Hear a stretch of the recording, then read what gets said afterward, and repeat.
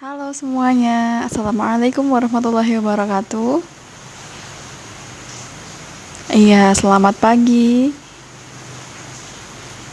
Masih semangat ya hari ini untuk mengikuti kelas bahasa Indonesia? Iya, terima kasih. Hari ini terpantau masuk semua ya, tidak ada yang izin maupun sakit. Oke, baik, berarti kita semua dalam keadaan sehat, alhamdulillah. Nah, pertemuan kali ini materi yang akan Ibu sampaikan adalah tentang hikayat. Kira-kira anak-anak sudah pernah mendengar belum tentang hikayat? Oke, sudah.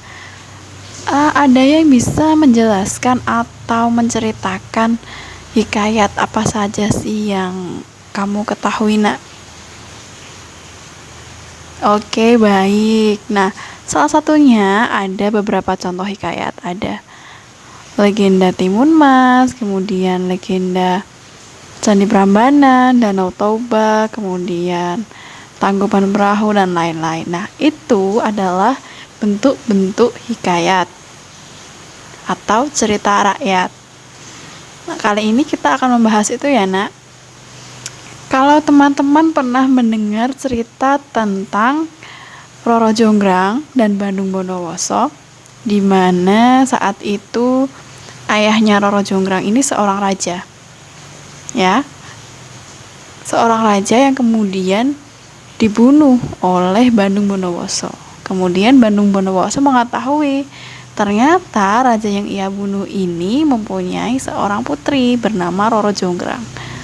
Niat hati Bandung Bondowoso ingin memperistri Roro Jonggrang. Tapi Roro Jonggrang sadar dia adalah pembunuh ayahnya. Dia tidak mungkin menerima Bandung Bondowoso untuk menjadi suaminya.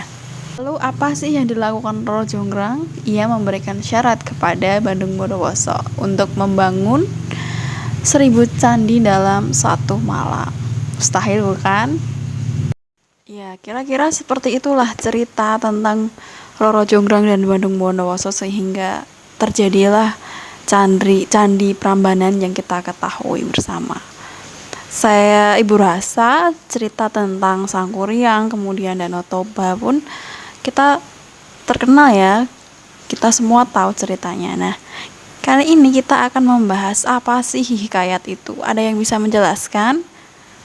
Angkat tangan. Oke, coba Mbak menjelaskan.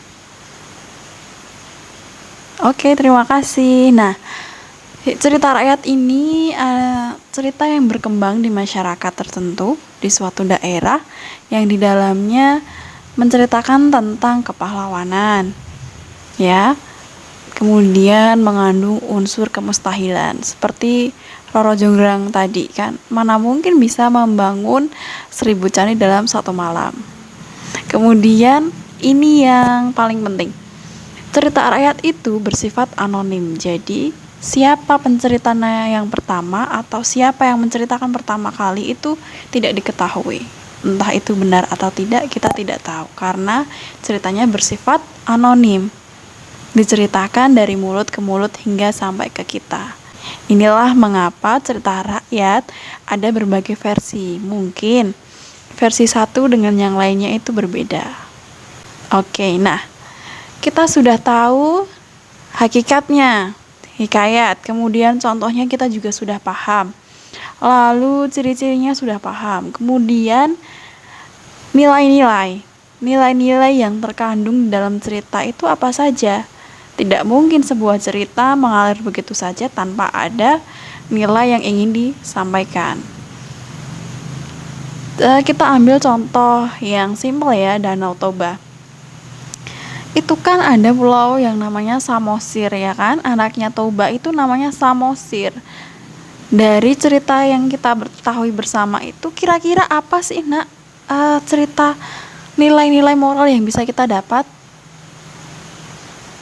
Nah, benar sekali, kita tidak boleh membangkang kepada orang tua, kita harus jujur. Nah, itu apa saja nilainya? Ada nilai sosial, nilai moral, nilai pendidikan, maupun nilai budaya dan nilai estetika atau keindahan. Nah, setelah kita tadi belajar tentang pengertian, kemudian kita mempelajari tentang karakteristiknya atau ciri-cirinya, kemudian ada nilai-nilai yang terkandung di dalamnya. Kita juga sudah melihat contohnya seperti yang Ibu sampaikan tadi ya. Kali ini kita akan turun langsung ya, kita akan mencari cerita rakyat yang ada di daerah kalian masing-masing. Ini kita satu kelas berbeda-beda daerah kan ya, walaupun masih satu domisili yang sama. Contohnya saya dari Boyolali. Cerita rakyat dari Boyolali tentu saja berbeda dengan cerita rakyat yang ada di Kartasura. Begitu. Nah, kira-kira di tempat tinggal kalian ada nggak sih cerita rakyat yang berkembang? Nah, cerita rakyat ini bisa anak-anak cari dari Google bisa, kemudian dari sesepuh di desanya anak-anak atau orang tuanya barangkali. Nah, kemudian cerita ini ditulis di dalam kertas. Minggu depan kita akan menganalisis ciri-cirinya dan nilai-nilai yang ada di dalamnya. Nah, untuk sekarang Ibu mau melakukan pemanasan dulu ya. Kira-kira siapa yang sudah tahu cerita rakyat yang ada di desanya? Angkat tangan. Oke. Nah, kalau Ibu tantang kalian untuk menceritakan kembali cerita rakyat yang sudah kalian dapatkan tadi, gimana? Bisa ya? Bisa, Ibu yakin bisa. Karena ini salah satu cara Ibu untuk mengetahui keterampilan apa yang anak-anak punya. Jadi, oh Ibu tahu si anak ini punya keterampilan berbicara yang baik. Ya, begitu anak-anak bisa dipahami ya untuk tugasnya minggu depan. Anak-anak harus siap mempersiapkan diri untuk maju. Barangkali 2 atau 3 anak dulu ya. Nanti kita memberikan apresiasi bersama. Siap? Baik, kalau siap. Untuk pertemuan kali ini, apa ada yang belum paham atau ditanyakan?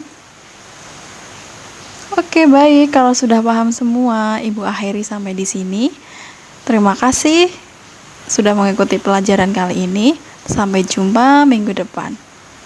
Wassalamualaikum warahmatullahi wabarakatuh.